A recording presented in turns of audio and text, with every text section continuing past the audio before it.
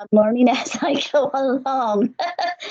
It's technology at its finest. So, um, and I saw that you were on Amsterdam. I have not watched that yet. So, New Amsterdam was my favorite one of the fall season because I got to play a character so close to my own life history, my own life experience. what do you want to share your life experience? Well, What sure. years? Well, when I was a kid, I got a vaccine, the school vaccines right before my fifth birthday, and one of them had too much of the live virus and it attacked my spinal cord and it almost killed me. And it left me with a permanent spinal cord injury from C1 to C4.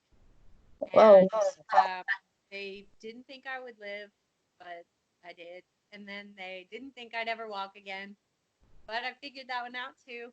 I still have a lot of the challenges of any other spinal cord injury survivor.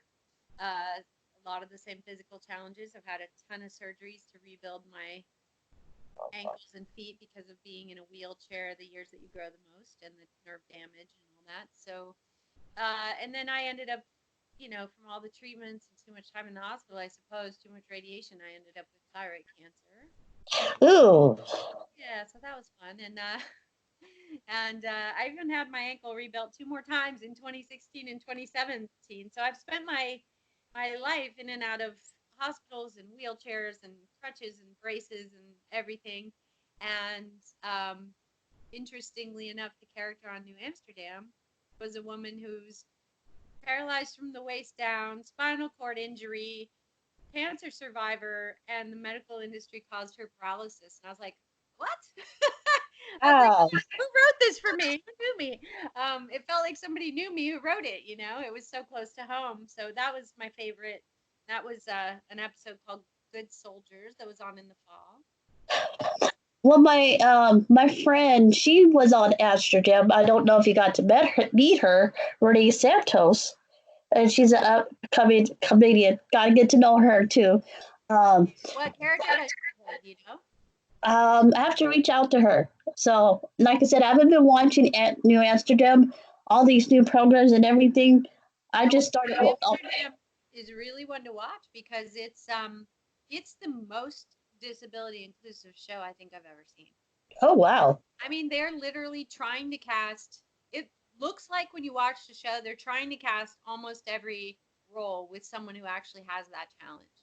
Well, that'd be Now, kind I of. needed to see that from medical shows many, many years ago. We've fought with so many of the medical shows through the years who wouldn't let any of us audition for anything. Still, some of them on the air that have been on forever that still don't let us audition for anything. And I mean, who's better to play these roles than people who spent their lives in hospitals, right? Yeah, yep. I Yeah. don't know if you follow my history, but I got diagnosed at the age of 32. It's called 22q11, tiny piece of a chromosome. So I'm missing a piece of a chromosome. So with this syndrome, it's a rare syndrome. It has over 200 symptoms. So you got congenital heart defect, learning disability, teeth issues. And I'm like you, I struggle all my life and I didn't know it until the age of 32. So Wow. I Yeah. had I had multiple surgeries. I've had, you know, struggles in school. And my parents, they struggled. They helped me out. But like back then, was it 1978, 76? We didn't have the technology we do now, you know? They didn't know. They didn't know so many of these things. Yeah. It took it took until about I think it was about 5 years ago when they finally figured out which vaccine probably caused my thing because for many years they thought it might have been the oral polio. Right? And then finally I got to get to the post polio syndrome experts at UCLA, and they were like, "This isn't polio. Polio doesn't move this way." And I was like, "How does polio move?" But they said you move like a spinal cord injury patient. Wow. Like, oh, so I have a spinal cord injury. And they were able to figure it out because they could see the viral So thing. is that Amazing. Technology is so much better. exactly? I'll get more accurate diagnosis, which helps. But So is that considered a rare disease? What you have? Is it? well, I mean, I guess it depends on who you talk to. It's very rare to have um, this extreme uh, situation after a vaccine, but it seems that there was too much of the live virus in the vaccine, and it went straight to my spine. So, I mean, I guess I'm really lucky to be alive, and the doctors at UCLA said it's amazing that you move as well as you do, and that's just something that's been a lifetime And like I said, accomplishment. there is a lot of people out there who are trying to get into the showbiz business. Mhm. Uh, what advice do you have for them who have disabilities? Well, here's the most important piece, and I've been advocating for this for many, many years. I was in the game a lot longer than almost any of the people I know in the business here. Uh huh. And so I've been in the trenches a very long time. And I remember going into the doors when it was just me and my buddy Murphy, who was a quadriplegic, and trying to talk them into letting us audition for anything and getting such extreme resistance and doors slamming all over the place and just rejection after rejection and just closed minds and closed statements and even meanness often. And so, as I've watched through the years and the things that have slowly changed as we kept speaking up and mouthing off and bringing in more people and more people and more people, is here's my advice. If if you really want to be an actor, you should do it, regardless of what your challenges are. You should do it. Whatever your dream is, you should go for it with everything you've got. That said, you need to train first. You need to get involved in community theater. You need to go to classes and you need to get really good at what you do. All of us have to do it. Everyone in the industry has to do it if you really want to work, unless you're born into the right family. Um, you have to do what you do. And even Exactly. born into the right families get ridiculed right out of the business if they're terrible. But the thing is, I see too many young people with disabilities just coming in and coming into our Facebook page, which is called Trained Actors with Real Disabilities. And lots of them will show up and be like, I want to be an actor. And they haven't done any work or any research or looked into it in any way. And it's like, you know what? No, if you saw how hard I've had to work through the years, how hard I work every single day, you would understand what an insult it is to assume that you could just be an actor without training. My It is a disservice not only to yourself, but yep. to the entire disabled community. Because if you show up and you get in that door and you're not good, you're setting all of us back. So I'm not saying but anyone who does that. So Right. my biggest piece of advice is, if you really want to do this, do your research into it, start taking classes, start training, start reading, doing online courses, whatever you have to do till you know everything there is to know about this craft, and start training and training and training. And training as an actor is a lifetime thing. Most of the people I work with, I was just at Barbara Bain's house last night. She's 88 years old. She still goes to the actor's studio probably twice a week. She's still directing. She's still acting. She's still doing short films. She's got 3 Emmys. She's got awards. Wow. She's been working her entire life. She's still working on her craft. Now, my question is, do you get extra time? Do you get extra help? Do you, or No, you just no, no? you none whatsoever. You almost have to be more ready and better than everybody else if you got a disability. Unfortunately, the reality is you got to be better than everybody else or you're never going to work. And Yeah. every once in a while, by accident, you might get something. But man, I literally have had to work 10 times harder than anyone I've ever seen in this business have to work in order to work as a female with a walking disability. So Yeah. you don't get extra time, you don't get extra nothing. You got to move as fast as everybody else, you know? Now, when you read your lines, are you a visual person, or audio person, or what makes you remember your lines? For me, it's imagining myself in those circumstances first. I read it and I read it and I read it. And then I imagine the circumstances of my character and I think about what the writer was trying to create in the world they were trying to create. and then I figure out how me, my life experience, and who I am fits into that character. And so then I start working out on it as if I'm living in those scenes and living in those moments. And pretty soon the lines start to come. Now, depending on what's going on in life and whatever surgery I just got through and whatever's going, you never know what's going on. You never know how much time you're going to have. Yep. I had to learn how to really train my brain to memorize. And sometimes you don't have any time. Sometimes you have to do 3 roles in a day. Oh, wow. Changes and go to those things, like today. Today I have to do 3 because I had to do an audition that I had to tape for myself. And I had to learn lines for one that I'm going to audition for tomorrow after I get off of a shoot tomorrow, which has a whole another bunch of lines that I'm going to learn as soon as I finish with you. So 3 characters today, a lot of lines, and it's a lot of. So, what do you do in your downtime when you're not, rehearsing? Do you go out and have fun? Do you go, no? There's no You just, downtime. There's no downtime.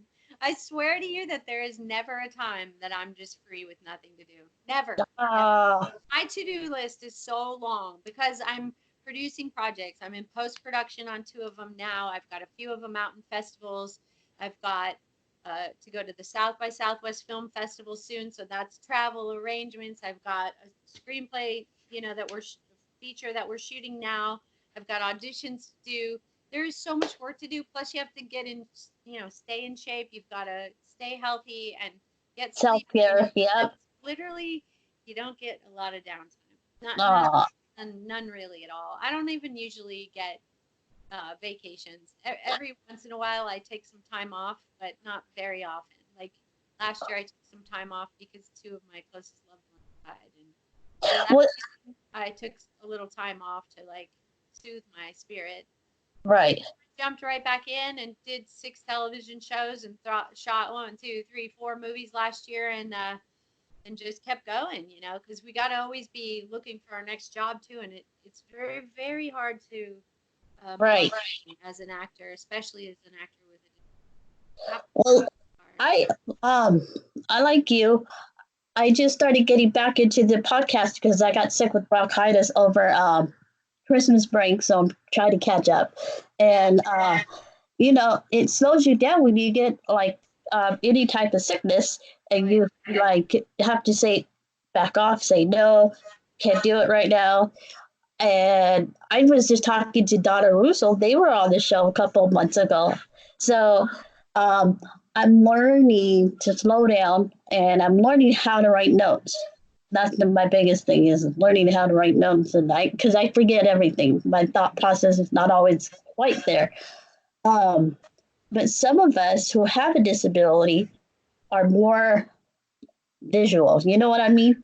Yeah, yeah, yeah. So and that's what I try to tell them. I said, try using a video to, write notes or whatever, and so that way you can memorize it.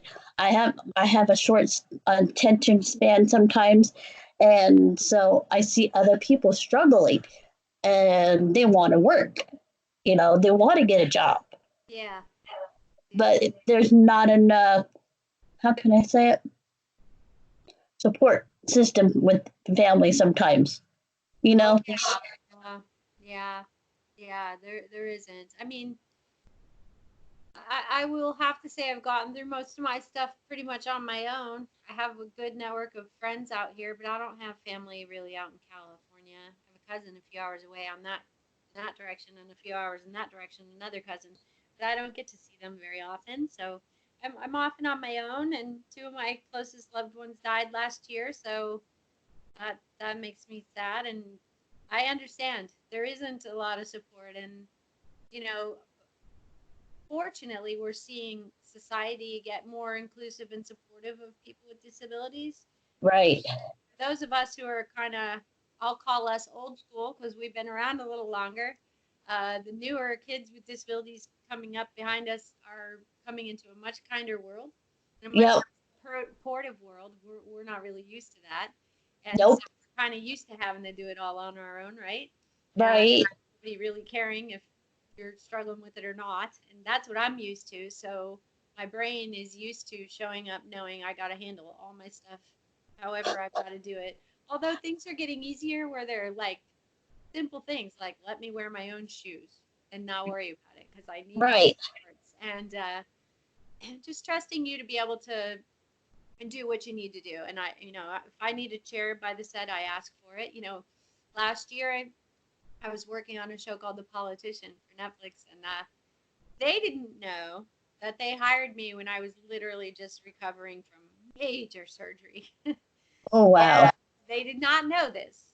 So I was exhausted beyond measure, and really fighting to have the energy to do what I needed to do and remember my lines and walk. I was really having a struggle walking as well.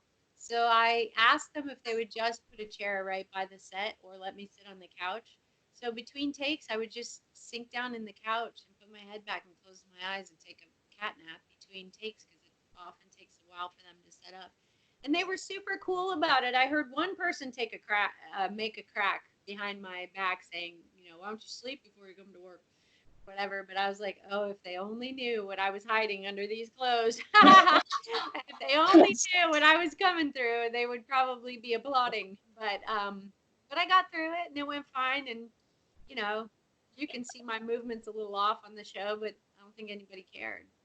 It's just, yeah, me, I'm like that, but you'll see me, I'm normal person, but I struggle. I struggle on a daily basis, whether it's to put something away, just little things, right? And I have they said, "Oh, there's nothing wrong with you. You don't have a disability. You're perfectly able. You could get a job. You could do this." And I said, "Yeah, to what point? I've struggled." Disconnect between okay, there's a lot of people who really mean well and want to help. Like they're encouraging you to do what you can do and that you can do anything. And then there's the understanding that disability means you have to adjust your daily life differently than other people. Right. Right? So it's a challenge because you want people to understand that it's not quite that simple for you. Yeah. Um, but at the same time, I've also noticed that I don't know what we're up against out there in society. I try to minimize my um, challenges as much as possible because I want them to hire me. And I know that when I get there, I'm going to show up and do my job and I will get it done. And if we have to adjust, we have to adjust. But I also know that if you let them know too much in advance, I'm not getting that job. Yeah. So, and we're working hard to change that, but I think we still have to deal with it. Now we've got several events that are coming up. One is the Ability Expo that is coming up, I think, this weekend. Am I correct? I'm not sure because I'm not going to that. I'm shooting a film now, so um, is it Okay. this weekend in Los Angeles? I think so. Peggy might know about that. So, and then there's a conference called CalTash. I don't know if you heard of that one. It's a big, huge conference with people who have disabilities. They talk about having different resources available to them, and that's in March. And so my goal was to let people know what's going on in the state of California. And with your help, and if you have any videos or promotions or movies that are coming out, let me know. I can actually post that on my Facebook page Thank you. and plug it in for you guys. That's basically what I do on my end. I know I post a lot of fun stuff and here and there, but I try to keep it real. And so our show goes international. We've had people from Australia, Ireland on the show. I've been doing this for 8 years now. I never thought I would be good at it. So the struggles are continuing. And like you, I have problems. And if I have problems, I call my station manager. He helps me out. So, Nice. uh, well, I know it's 5:23. Do you have a Instagram, Facebook, Snapchat, YouTube channel? Am I forgetting anything else? You can find me on Instagram at Eileen Grubba, which is EILEEN Grubba. I'm on the same handle on Twitter. I have a professional Facebook page. The personal one is full, so I don't accept people anymore if I don't know them. I just don't. I have like 2 spots left, and I keep it open so I can make sure that if somebody I really know and have worked with through, I can get them. But the rest is I've got a public page, so it gets all the stuff. Pretty much, you can find me at anything at my same name, Eileen Grubba. Okay, and do you have a final note for those who have disabilities? What do you want to happen more in the future? Well, you know what I'd love to see is every one of us, every person out there, um, regardless of our differences, disabilities, challenges, whatever, I'd love to see us own who we are, respect and appreciate every single thing that's different about us, because it is what's different about us that makes us stand out and makes us special. So I wish we would all own that, especially people with disabilities, and know, no, no, no, absolutely know in your heart that you have every right to follow your dreams just like everybody else. And yes, you might have to fight harder and you might have to prove yourself, but you can do that. And if you're really focusing on what you really love, make sure you're really really good at it so that you have something very special to offer. And then share Exactly. it out into the world, because I believe all the people with disabilities, I truly believe, are our game changers.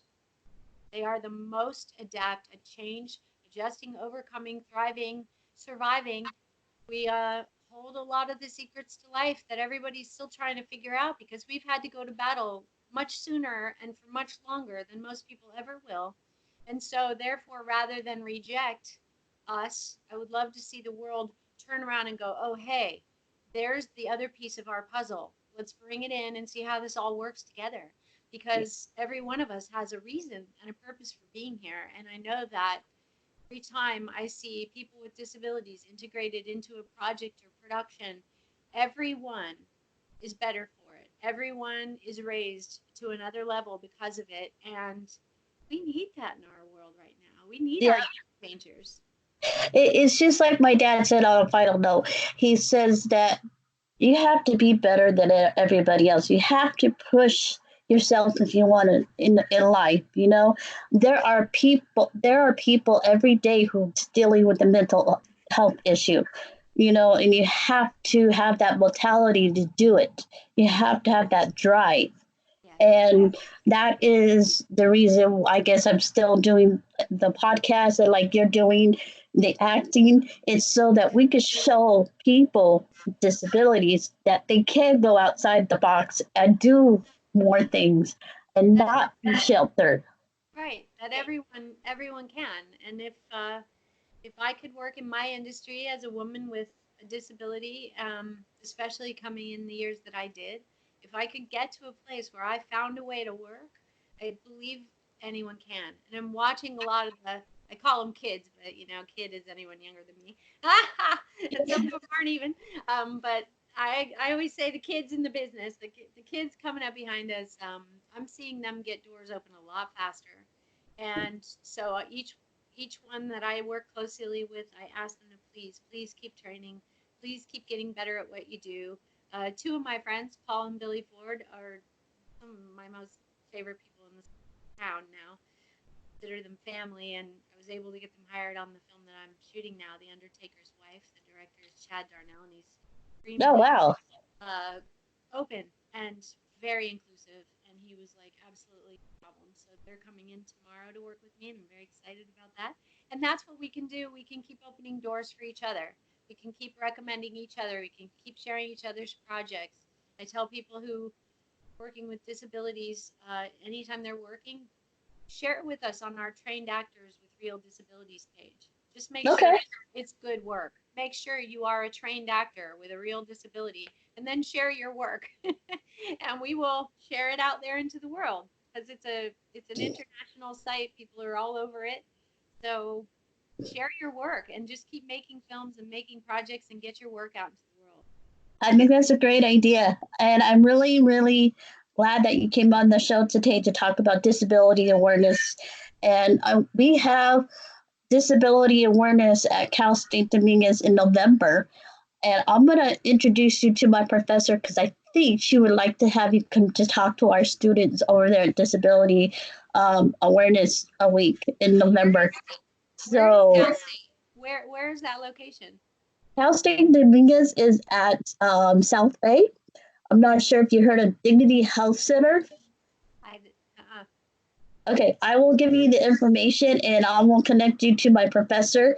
And her her last name is Armstrong. That's all I can say. I can say her first name because of the. But she does Disability Awareness Week, and she talks about like the struggles and the challenges of disability and what to look at the buildings and stuff like that. So that is, and it's called Disability Anthropology.